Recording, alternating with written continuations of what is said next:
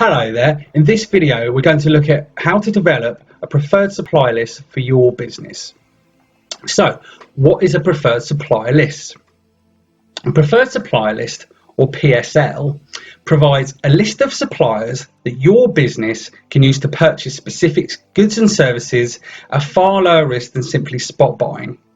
Now, you can develop this list by competing the suppliers within the key spend categories that your business operates. For example, you may have multiple suppliers for stationery. Now, is it the best use of your staff's time to be shopping around for low value goods? You need to make this decision. Now, your PSL must advise of the pricing, service levels, contractual terms, and any other relevant conditions that relate to the required goods and services that they're sourcing. To ensure your business benefits from such a list, it must be a very easy to follow document that describes the benefits of your supplier agreements. Plus, it must also provide guidance on how to utilize these agreements effectively. So, typically, your PSL must contain trusted, reliable, sustainable suppliers who have been reviewed to test their technical capabilities and their financial stability. You cannot simply build a preferred supplier list from a group of suppliers that you've already used. That doesn't qualify them properly. The point of a PSL is that it is a low risk option and anyone using the list can rely on the suppliers to perform for them. So, why do we need these lists? A PSL grants your team access to a number of contracts that have been through a stringent selection process. It reduces the time taken to source goods and services and speeds up the performance of your business. With a list like this, there's also no need to contract each time you need something new. As the contractual terms have already been agreed, you also know anyone buying for your business is doing so at minimal risk. So, to maintain this, you will need to agree a process that allows you to manage your suppliers and measure their performance. PSLs can be expensive to develop if you have a large supply base. If you procure in-house, this list is especially useful as you can just let your staff get on with the purchasing. If you outsource procurement, inquire what preferred suppliers are available to save you time and resource. So, typical benefits of a PSL can be suppliers feel trusted and go the extra mile for you. There's pre-negotiated terms and pricing. Economies of scale are achieved via consolidation. There's a reduction in the number of suppliers and the number of invoices processed. There's an unbiased selection of suppliers. Forecasting becomes much easier. Risk avoidance is achieved via a tested and approved network. Performance measurement is easier to maintain. And then adjustments to the supplier base can be justified. Plus also there's a cost and resource reduction. So, where do we begin? Firstly, speak to your local finance contact. They will help you determine the value of spends with your current suppliers that you use.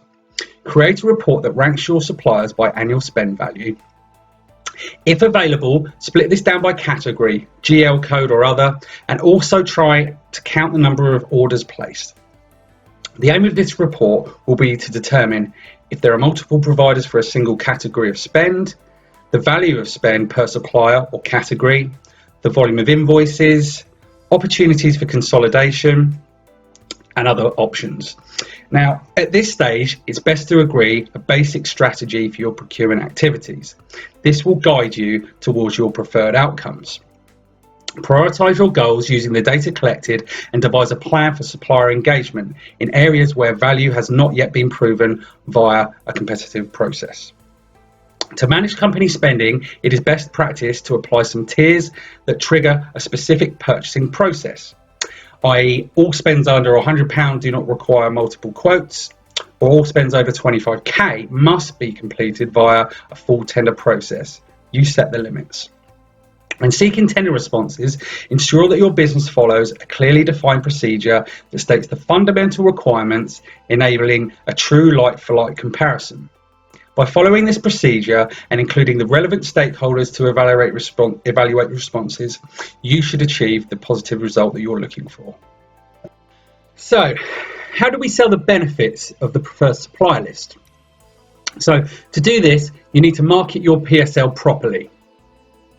Your PSL will have zero impact on your business if you fail to promote it and endorse the list properly via the correct channels.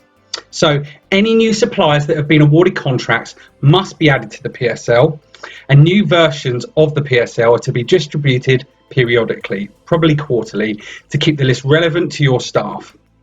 Now, to ensure the list is seen as a valuable sourcing tool, you must always explain the benefits of each supply agreement clearly so that the staff can recognise its value, promote your procurement strategy and how it aligns with the overall business strategy, identify a place to store the updated electronic copy, probably on the intranet.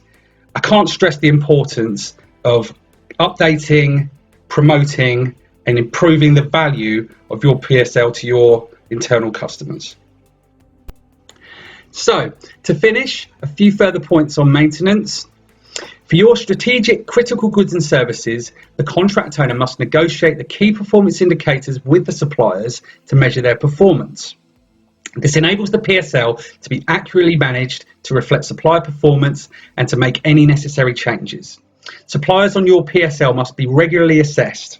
This ensures their performance is in line with the specification and all the service level agreements agreed. PSL should be formally reviewed every 2 years. This evaluates the market value and ensures the business continues to receive value for money. Now, there are many tools which can help you develop your PSL. Either search online, contact me directly for guidance, or speak to your local procurement contact for advice. Thank you very much for viewing my video. You can contact me via neilhudson@theprocurementman.com. Also, don't forget to sign up to my channel for further free procurement advice. Thank you very much and goodbye.